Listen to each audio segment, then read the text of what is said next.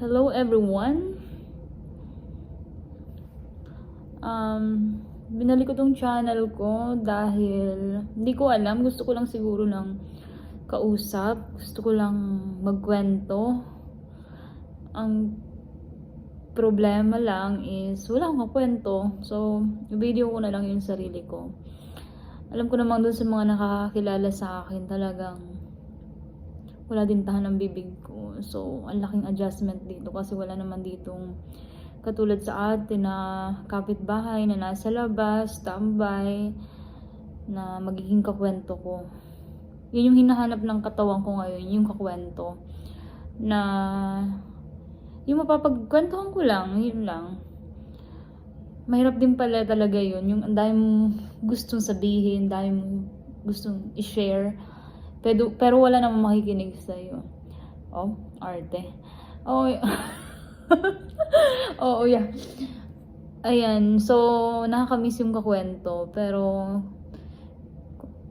kahit naman siguro meron akong kakwento dito, ay hindi ko rin gugustuhin kasi nakakadugo din naman ang ilong. Kasi nga, English lang, English.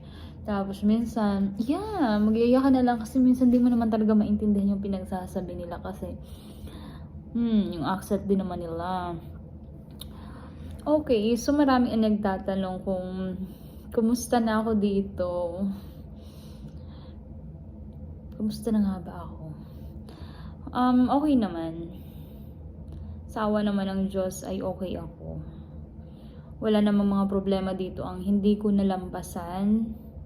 At alam ko kung meron pa mga darating, alam kong kakayanin ko dahil yung personality ko naman talagang sabi nga ipalaban talaga, lalaban talaga kahit medyo mahirap talaga yung buhay dito. Saka malaking tulong din na kasama ko sa Edward, kasama ko ang best friend ko dito kasi yun nga, okay din yung meron ka naging kakwentuhan kasi yun lang yung kailangan mo minsan yung listener. Pero dahil nga nandito kami, hindi naman aasayain yung oras na ganun lang, kaya kailangan niya magtrabaho. So syempre kapag nasa trabaho siya, wala akong kukwento. Hindi rin ako makalabas ng bahay kasi dala niya yung sasakyan. Ako naman, hindi pa rin ako nag-aaral mag-drive. So wala akong mapuntahan. Ayan, miss ko ang kakwento. Ngayon, spring break. Isang linggo kaming walang pasok. So, in total, wala akong pasok for 9 days. Webes na ngayon. So, 3 days na lang, balik na naman sa school. Matagal ko nang gustong gawin to, pero ayan, minsan nahihiya ako. Ayan, balik tayo dun sa kumusta na nga ba ako dito sa US. So, yung mga ina-upload kong picture, yung mga my day, ay parte lang yan sa kung ano yung nangyayari talaga dito. Napakaliit na porsyento. At kalamihan, syempre doon sa ipopost mong picture ay masaya. Hindi naman ako mag-upload nung iyak ako ng iyak, diba? Baka naman mahagasaki ng mga kapamilya ko dyan sa Pilipinas kung ang i-upload mo ay nag-iiniyak ka, haggard ka. Syempre hindi naman. Kalamitan nakakapag-share tayo sa social media kung masaya tayo, kung galit. Yung paggalit, hanggat maaari hindi ko yan sinishare sa social media. Huwag natin lagyan ng kanegahan ang social media kasi wala naman silang alam sa kung ano yung pinagdadaanan mo. Well, yun lang yung opinion ko. Pero dun sa mga gumagawa nun, wala namang problema. At least may outlet kayo para ilabas yung inyong mga nararamdaman. So, sa trabaho, masasabi ko na yung first year ko talaga is napakahirap. Sobrang hirap. As in yung first day ko, first period pa lang, talagang naiiyak na ako. Hindi ko ma-explain, pero ang hirap talaga, ang hirap. dun sa first year of teaching ko, dun talaga na experience ko yung makita ko pa lang yung school bus nila, yung paparating na school bus. Tapos nakita ko na, for example, bumaba yung estudyante na yun. Talaga nangingilig na ang laman ko, literal. Literal na pag umaakyat ako dun sa classroom ko, kasi nasa second floor yung classroom ko, parang dumadagundong talaga yung dibdib ko. Talagang kabadong kabado. Every day yun, as in every single day. Nag-start ako August 29.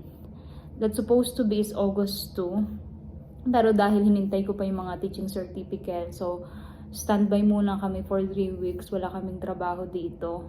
Tapos, nung okay na yung papers, doon pa lang kami nakapasok. So, ibig sabihin, nakapag-start na ang school year for 3 weeks. So, late ako nakapagsimula. So, ang mga bata, kagulo pa.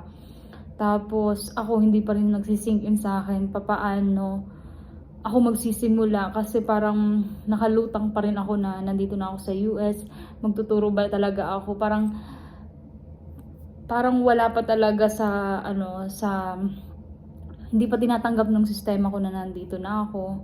Wala pa ako dun sa realidad. Kaya parang hindi talaga din ako ganun ka-prepare pa. At syempre, talagang nandun ako sa paano ako magsisimula. So, nung pumasok ako, yung first day ko talaga, syempre, pagdala sa akin ng principal dun sa classroom ko, wala na silang pakialam sa akin. Basta, okay, here is your classroom. They are your students. So, wala ka nang kahit sino dun na makakasama kundi yung mga estudyante mo.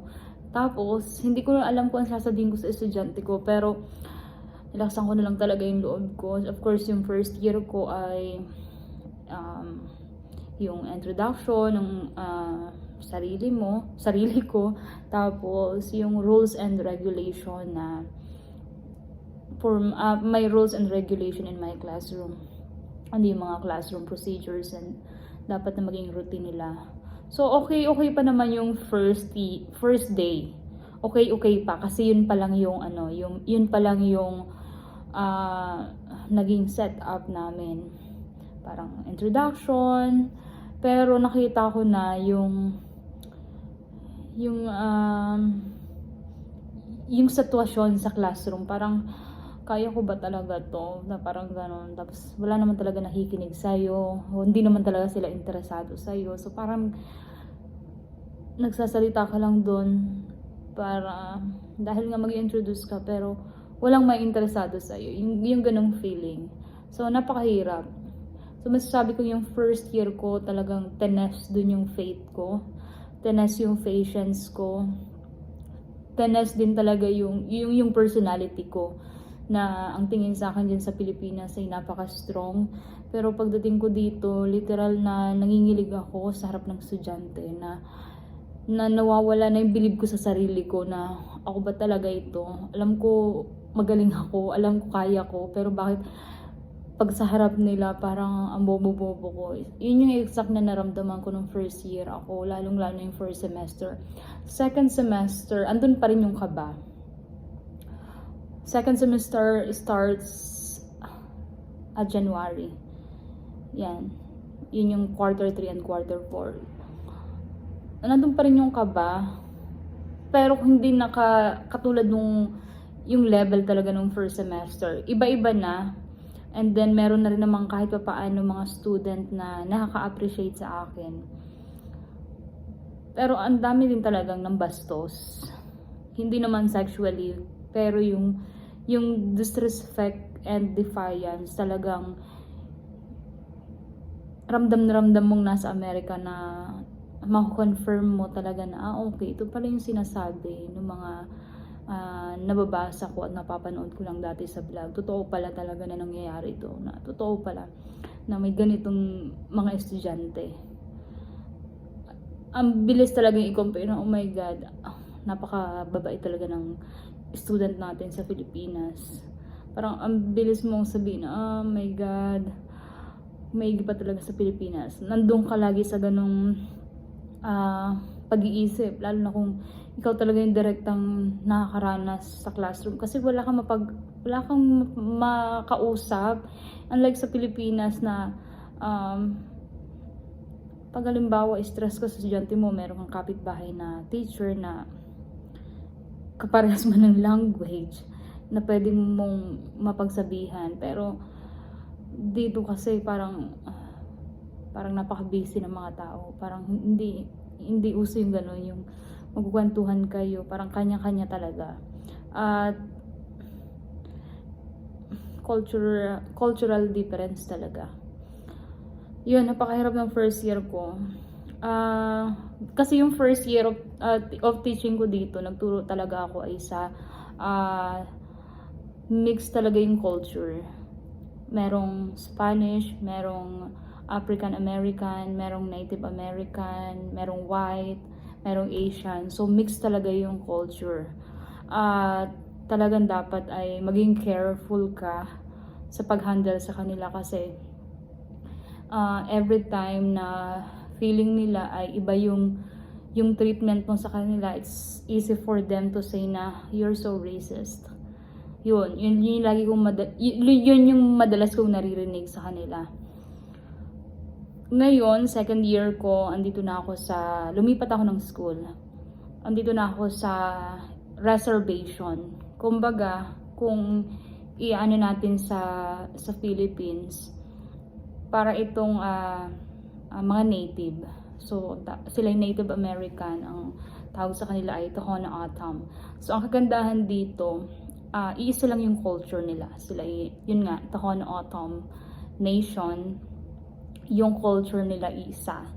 So, isa pa, parang medyo kahawig nung Philippines, ng Filipino values, yung kanilang values dito, and yung religion, may ano din sila, Catholic, more on nag-ano din sila na they believe in Christ talaga. So medyo naging madali kasi syempre yung first year ko, galing ako sa worst, para sa akin worst na yon, kasi wala naman ako ibang mapagkumparahan ng ganun katinding pangyayari ko. Umbaga, para sa akin worst na yon. And then napunta ako dito, so para sa akin naging madali kasi mas okay yung bata, mas may respect sila. And then nag-start ako at the very start of the school year. So naging madali sa akin na okay, kung ano yung mga pagkakamali ko at hindi ko nagawa at hindi ko pa alam last year, nai-apply ko dito sa bago kong school. Kasi totoo talaga naman na although naging bad experience siya sa akin, ang dami ko rin talagang natutunan from that experience na pinilit ko, itrinay ko na ayusin. Parang yung negative na I turn it into positive para mapakinabangan ko siya ngayong school year. So far naman, nag-start na yung second semester this school year. 2 months na lang at matatapos ko na naman ang dalawang school year. Second school year ko dito. At so far naman ay wala akong yung na-experience na katulad ng na-experience ko last year. Kaya sobra talaga yung pasasalamat ko ngayon na okay na ako. Yun nga lang, ang mga challenges naman ay yung pressure din. Kasi dito as a math teacher, nakaka-pressure kasi merong state test. Tinitest dito yung English, yung ELA, and then math and science. So, napakahalaga ng mga subjects na yon. At nakaka-pressure on the part of teachers kasi kung ano yung progress ng bata, magre-reflect yun sa kung ano yung itinuro mo. So, ginigrade din kasi dito yung school, may rating din. Katulad ngayon, ang school namin ay C, yun yung standing ng school. So, kung bumaba yun, possible na isa sa rason doon ay yung result nung test. So, medyo challenging talaga din siya sa part ko. Dahil ang mga admin, dahil nga ginagawa din nila yung trabaho nila, pinipilit nilang gawin at itaas yung standard ng school, yung rating ng school. So ang ginagawa nila as admin, mahilig silang mag-walkthrough sa classroom. So parang 3 times a week silang papasok sa classroom mo. And good thing naman, magaganda naman yung feedback so far sa akin. Kasi nire-rate ka rin talaga nila every time na pumasok sila. Meron silang post conference, sasabihin nila na okay, gusto ko yung ginawa mo, I like the engagement, the participation of the students. Ayan, may mga ganong feedback naman, you are proficient, you are effective teacher, ganyan. So, depende yan sa kung ano yung dinatnan nila. So, syempre, sa part mo, hindi mo alam kung baka pagpasok nila isang beses sa classroom mo, ay baka nakaupo ka. Kasi may ganon namang time tayo na off days natin na nakakatamad. Lalo na sa mga babae, may hormonal imbalance tayo. So, kapag tinatamad ka, minsan, napapagod ka, uupo ka. At yun yung kinakatakot ko, yung bigla ka nalang pasukin sa ganung yung nakaupo ka, yung hindi ka prepared. So, as much as possible ay pinipilit kong laging engage yung bata ko at nagpa-participate sa kanilang mga gawain, sa aking mga pinapagawa. At yun yung napakahirap i-engage dito ng bata. Sobrang hirap. Parang mag-invest ka talaga ng time and effort and strategies talaga. Unlike sa Philippines, na kapag sinabi natin, okay, get 1/4 sheet of pad paper and then work on this problem. So, ang mga bata, mag-work talaga sila, kukuha talaga sila ng papel, magkakagulo pa, 1/4, mga ganon. So, maririnig mo talaga yung ingay, pero related dun sa pinapagawa mo. Pero dito, mag-iingay lang talaga sila. Not all. Meron din naman talaga gumagawa. Pero mas lamang yung hindi. So, yun yung nakaka-challenge kasi binibilang ng mga admin pagpasok nila. Magaling sila sa ganun. Binibilang agad nila ilan yung batang engaged sa ginagawa niya. Ilan yung batang naka-cellphone. Ilan yung batang nagkukwentuhan na hindi related dun sa lesson mo. So, bago sila umalis, alam na agad nila yung participation rate mo during that time. So, medyo, nakaka-pressure talaga. Ayan, yun yung so far na mga na-experience ko dito. Hindi ako prepared, hindi ko naisulat kung ano pa. Yan lang yung kung ano yung naisip ko dito ngayon. Isa pa, yung weather. Imagine mo, nakaganito ako, 'di ba? Spring na, nakaganito pa ako. Kasi nagtitipid kami sa kuryente. So pinatay ko yung heater. Kasi kapag hindi ko pa pinatay, baka ako'y mamatay ay sa presyo ng aming kuryente. So, nung nakaraan, 2 buwan na kami nagbabayad ng nasa $200 plus. So, magkano na yun sa Pilipinas? Laging ganun din ako mag-isip ay. Lagi kong kino-convert. Dito, okay lang yun. Pero, pag ita-times ko lagi siya sa 50, oh my God, ang laki nun. $200 is 10,000. Ang dami ko na dapat na mabili nun sa Pilipinas. So, ganun. So, pinatay namin ang heater. Ngayon, hindi ko alam kung bakit malamig pa rin yung labas ng dito ng hangin. So, naka-jacket ako sa labas. Yan, isa yan sa challenge ko dito. Yan sa umaga. Pag winter, sobrang lamig. Good thing nasa Arizona ako. Dito, iba-iba pa yung lamig. How much more kung ako ay nandun sa mga state na nagyayelo. Di lalo na. Isa pa, yung weather dito kakaiba. Kapag malamig, sobrang lamig. Kung mainit, sobrang init. As in yung init, super dry. Parang nasa oven. Parang na-experience ko dito ay 120 degrees Fahrenheit. So imagine ka ano kainit yun. Hindi ko alam kung anong conversion nun into Celsius. Pero 120 degrees Fahrenheit. sobrang init. Pwede ka talaga magluto ng itlog. Baka pwede ka pa nga makapagsaing sa labas. Ayan, yun yung so far na challenges na na-experience ko dito. But, syempre, grateful pa rin naman ako sa kung ano yung meron ako dito. At siguro sa ibang video ko na lang i-discuss kung ano yung mga iba pa. So ngayon, yun pa lang yung may share ko sa inyo. Bye!